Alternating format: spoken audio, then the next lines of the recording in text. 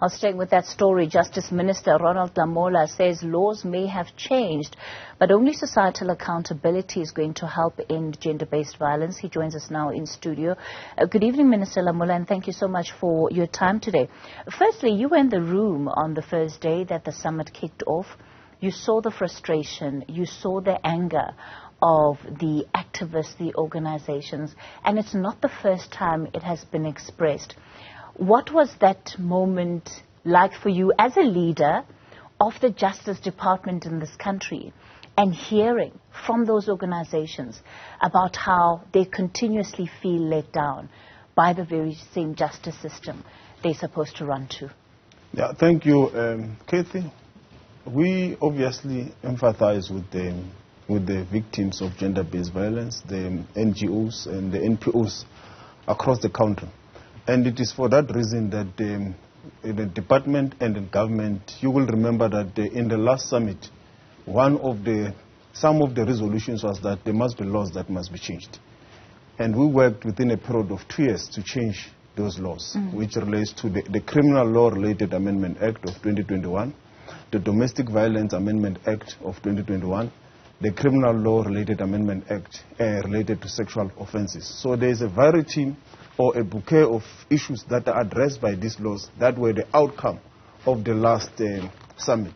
So we went to the summit to then say to the summit, this is what you mandated us to do as a government, as your government in this country. We have responded in this way, and we also gave the stats in terms of the Tutuzela care centers, where there is almost a 76% conviction rate for this type of crimes. And that is happening because of the collaboration between the NGOs, the police in the space, the doctors, social workers. The Tutuzela care centers give a bouquet of a number of a continuum of expertise that brings them together to ensure conviction, to ensure care for the victims. And also those were something that were demanded by also the summit. So we were accounting for what the summit has said we should do, which we believe that we had made progress in that regard. But the reality is that on a day-to-day basis, there are still challenges in the court platforms, in the criminal justice cluster, which obviously now we have to take from the recent amendments and the progress that has been made to say, what then do we do with the current lived experience? And that is where we are.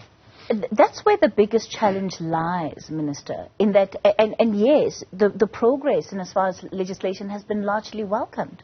But legislation is only as good as its implementation.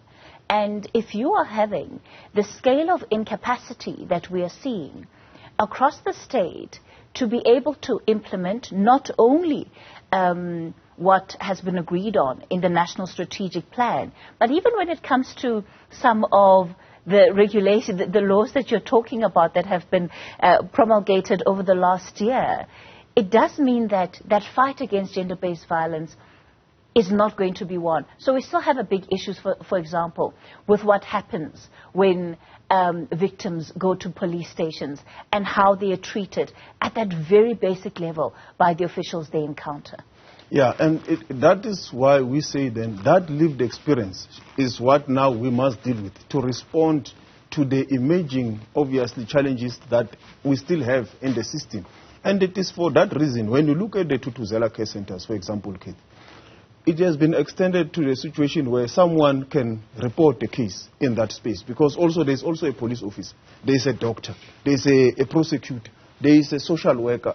So it is responding to these challenges that are emerging. But we know that the reach of the centers is limited. There has been a call for there to be a sexual offense desk in every police station in this country.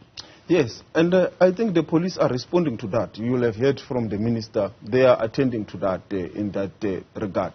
But obviously, where there are loopholes and where the NGOs and the public still raise issues, we have to attend to them, like the issue that has been raised of brown envelopes and all that. It is also an important issue that as and when it happens, those issues should be reported, should be followed up. Whoever took the envelope, whether it's a police officer, whether it's a prosecutor, or any other person in the criminal justice cluster. Because that is when all of us will ensure accountability of the person who is either the police officer or of the prosecutor. So all of us have got a role to play. Secondly, we also have a role to play in terms of the lived experience, particularly also in families, in the society as a whole, so that this process, for example, once it comes to us in the criminal justice cluster, it's because a number of things have failed in society. So I think that this summit has also helped in shaping to say, we also need to put a lot of emphasis also on preventative measures. But once someone has failed and has committed an offense, we must ensure that that person gets arrested, that person gets prosecuted, and that person must be convicted. Building on the previous summit, there was a call for perpetrators, especially accused that are before the courts facing sexual-related crimes, that though they should not be granted bail, that they should effectively be kept in bars until their matters have been concluded. What is the view of the Justice Department on that? Yeah, one of the amendments, the Criminal Law Related Amendment Act that has now been enacted into law, has almost made it impossible for such kind of a person to get a bail. Because in the past you could get what is called police bail or prosecutor bail, or you could be released on some kind of a warning. But now it has made it, because of the inputs from all sectors in society, the bill went through Parliament, it was accepted as constitutional, and it's now a law. You can no longer just release someone on police bail or prosecutor bail. It has strengthened and made it almost impossible for such kind of a person to get a bail. And yet, just recently, we had the brutal murder of 4-year-old Bo, by a man who was released on 2,000 rand bail after he had allegedly raped a 9-year-old in the same community. Yeah, obviously there will be those kind of lapses in the system. So the issue also is on implementation. So when there is such a situation, we will have to look at that case to say, did this person really deserve to be released on bail? Were there grounds that this person could be released on bail? That's precisely the issue that leads to people feeling that they're being let down by the justice system. Yeah, but remember, Kathy, laws must be implemented by the police, must be implemented by the prosecutor. They must also be implemented by the presiding officer. So if there is a law, the presiding officer has to be guided by that law. And if there is a lapse, we have to go back and say, but where was the lapse? What happened when the law is so clear, this is how you need to treat this kind of a matter? So if you look in the whole system, at the end, the presiding officer must play their role. The prosecutor must play their role, the police officer must play their role, and also society has a role to play. So every player in the system has a role to play to ensure that the law that has been put, as I said, there is now a Criminal Law Related Amendment Act. The presiding officer must ensure that it's complied with. So what do you, as the minister, then do when there are all of these other players in the system that are clearly continuing to let the women and the children of this country down? How do you then respond to that problem? Because ultimately, what it does is that the perception and the experience around gender-based violence and femicide does not change. And people are speaking out of this very true and lived experience. Yes. And so when you as the minister say, look, we have these laws, it almost means nothing because the implementation of those laws is not being felt. Yes, that's why there must be accountability for whoever was assigned to attend to the implementation of the law. If the lapse was with the police, accountability must be with the police. If the lapse was with the NPA, that case must be dealt with why there was a lapse.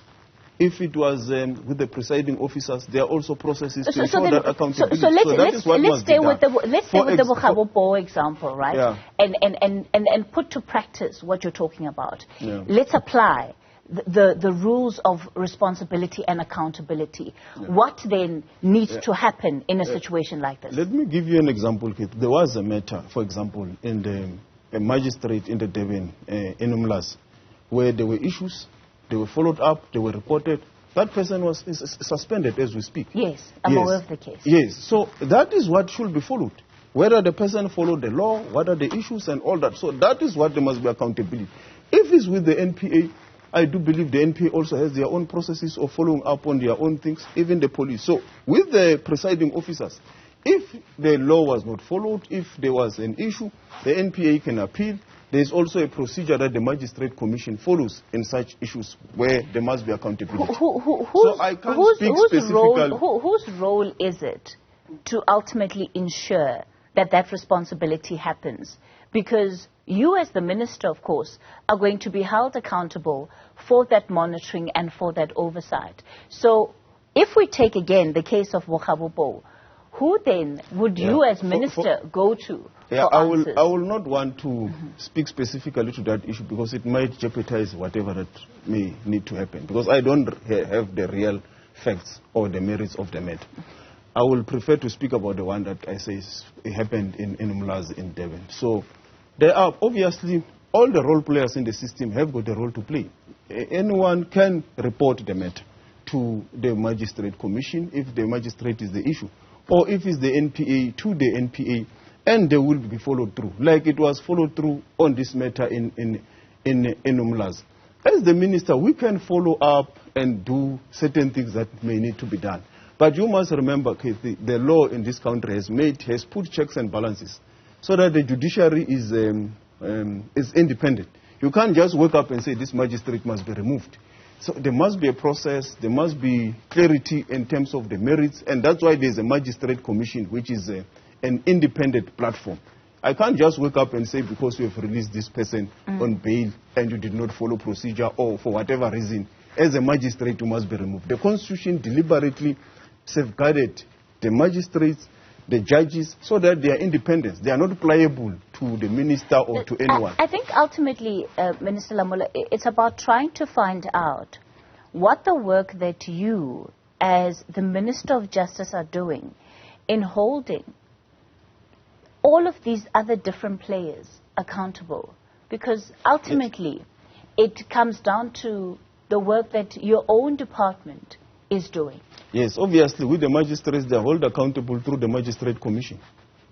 That is where any form of misconduct is dealt with by the Magistrate Commission. With the judges, have you ever approached them to say there is this concern in our communities around how presiding officers are, number one, you know, how people are, how the courts are responding to crimes of gender-based violence, the bail that is often applied for perpetrators of this violence? Have you raised that issue? There is always engagements between ourselves and obviously the judiciary in terms of a number of issues, which includes issues of gender-based violence and various issues affecting society. But at the end, they must apply the law independently of us. They must apply it independently of us, but you will have seen that they are also sensitive to this reality case. Recently, the South African chapter of women judges had a seminar on dealing with these things. The magistrates themselves, they've got lots of training responding to this issue of gender-based violence. And you will have seen also with the type of sentences that they're meting out. Countrywide, as we speak, lots of sentences are meted out. There could be issues from time to time that emerges, but they are beginning to be sensitive to this issue and they are responding. And when we speak about 76% conviction rates, it's because the magistrates are playing their role, which they are supposed to do. 76% conviction rate of? On the various matters related to GBV. And those cases that are before the NPA, what percentage of what we believe to be the overall? Yeah, it's 76% conviction rate on these matters. So I'm talking on about... On the matters that are in front of them related to GBV. So I'm talking about the number of cases that are actually reported. Yeah, we can look at that... Before the police. Yeah, we can look at that in between. That's where the big problem lies, Minister. Yeah. That of the cases that are reported, part of what the research tells us is that the majority of cases are not reported. And the only way to increase that reporting is to ensure the efficiency of the justice system. Yeah. And as I said to you, indeed, there's also research that was presented, is it yesterday or a day before at the summit, that indeed many cases are not reported. But most of the cases that end up with the NPA on this matter, there is 76% conviction rate countrywide. We have more than 1,000 people that have been convicted to life imprisonment in the past year, in the last financial year or two, which is a sign that the system works. It does need to be strengthened. It does need more work from all of us, in the criminal justice cluster, the police, the NPA, and the whole justice system, so that whoever commits this type of an offense or any form of crime knows that the chances of him or her being arrested, being prosecuted, and being convicted is very high. So that is what we need to fix as a deterrent. What do you think you could be doing differently to greater earn the trust of victims of gender-based violence? Yeah, obviously, is that we need to continue to work with them to strengthen the criminal justice system. I do think that they have a point on a number of issues that we can strengthen. And if you look at the improvements that have been in our courts, has been as a result of the inputs from the sector. And I can tell you, there's a close relationship and working with them. Even when you go to any Tutuzela Care Center or you go to any court, you will find a number of NGOs that are playing a huge role in this system to ensure conviction, to support victims. There is a very good working relationship between them and the prosecutors in the system. But I do believe that with more inputs, it can be strengthened and it can be improved as it is coming out of the summit. All right. Justice Minister Ronald Lamola will have to leave it there for tonight.